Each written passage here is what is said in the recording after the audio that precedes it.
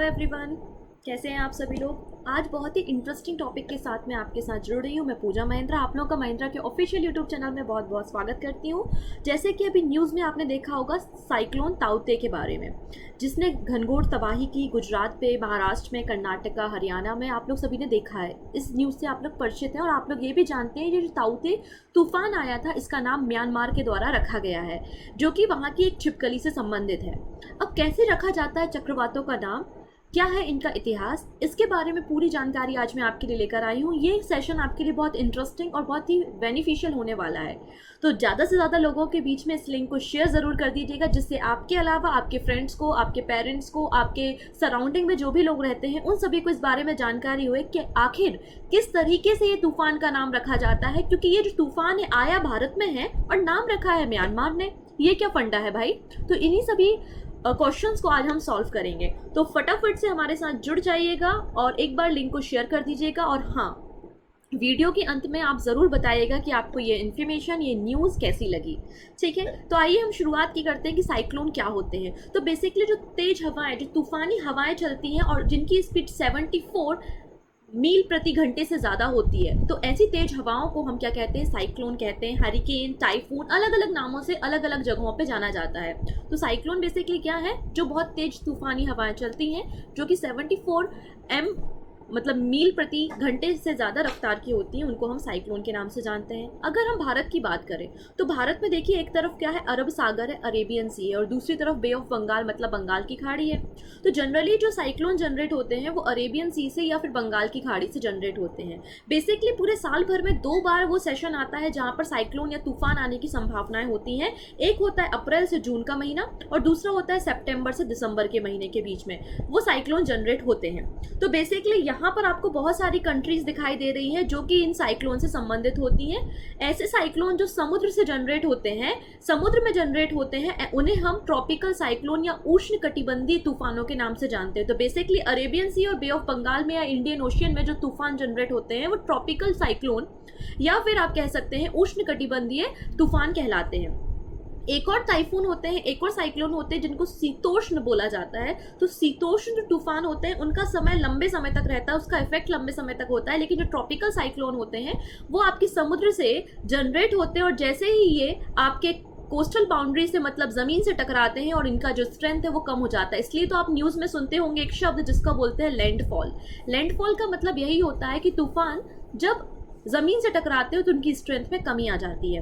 तो ये जो ट्रॉपिकल साइक्लोन होते हैं बेसिकली अरेबियन सी और बे ऑफ बंगाल में मतलब समुद्र की सतह में जनरेट होते हैं। क्यों जनरेट होते हैं, क्योंकि अप्रैल और जून का महीना जब होता है या फिर सितंबर दिसंबर के महीने में क्या होता है, समुद्र का तापमान, समुद्र के पानी का तापमान बढ़ जाता है। अगर सी वाटर का टेम्परेचर 27 डिग्री से सेल्सियस से ज़्यादा हो जाता है तो वहाँ पर लो प्रेशर एरिया क्रिएट होने लगता है और इसी लो प्रेशर एरिया के कारण जो है वो साइक्लोन जनरेट होते हैं। तो आपका जो यहाँ पर ताउते तूफान आपने न्यूज़ में देखा है, तो बेसिकली वो अरेबियन सी से, अरब सागर की ब्रांच से जनरेट हुआ एक ट्रॉपिकल साइक्लोन है, उष्णकटिबंधीय आपका तूफान है, जो कि सबसे पहले इसी मालाबार प्लेन से, इसी मालाबार कोस्टल प्लेन से टकराया था, जिसके कारण इसने तूफान ने तबाही मचा दी। आइए हम देखते हैं इनका नामकरण कैसे किया जाता है, क्या है नामकरण का इतिहास। हालांकि अगर हम बात करें तो ये जो साइक्लोन होते हैं बेसिकली हमारी अर्थ को इक्वेटर ने 2 पार्ट्स में डिवाइड करके रखा है। एक नदर्न हेमिस्फीयर है मतलब उत्तरी गोलार्ध और दूसरा है सदर्न हेमिस्फीयर मतलब दक्षिणी गोलार्ध। ये जो साइक्लोन जनरेट होते हैं इनकी एक दिशा होती है, एक डायरेक्शन होता है। बेसिकली नदर्न हेमिस्फीयर में जो साइक्लोन आते हैं उनका डायरेक्शन एंटी क्लॉकवाइज डायरेक्शन होता है। एंटी क्लॉकवाइज डायरेक्शन मतलब जो कि आपकी व्यापारिक पवनें होती हैं, जो ट्रेड विंड का डायरेक्शन होता है ईस्ट टू वेस्ट, पूर्व से पश्चिम, उसी डायरेक्शन में आपको नॉर्थ हेमिस्फीयर के या नदर्न हेमिस्फीयर के तूफान आते हैं। मतलब जो ताउते तूफान आया आपका, इसका डायरेक्शन भी आपको क्या मिलेगा, ट्रेड विंड की डायरेक्शन में मतलब एंटी क्लॉकवाइज डायरेक्शन में मिलेगा। जबकि जो सदर्न हेमिस्फीयर होता है मतलब दक्षिणी गोलार्ध में जो तूफान आते हैं उनका डायरेक्शन कैसा होता है, क्लॉकवाइज डायरेक्शन में होता है। तो इस प्रश्न को भी आपको याद रखना है, हो सकता है अपकमिंग एग्जाम में ये प्रश्न आपसे पूछ लिया जाए।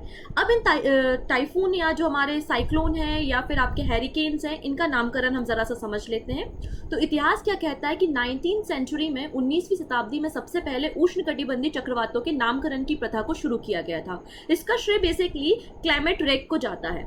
लेकिन अगर हम और पहले जाते हैं तो पहले ऐसा कुछ भी इतिहास नहीं रहा है कि कोई एक नामकरण की पद्धति बनाई जाएगी। तो 1842 में सबसे पहले अटलांटिक में एक तूफान आया था जिसका नाम था एंटजे।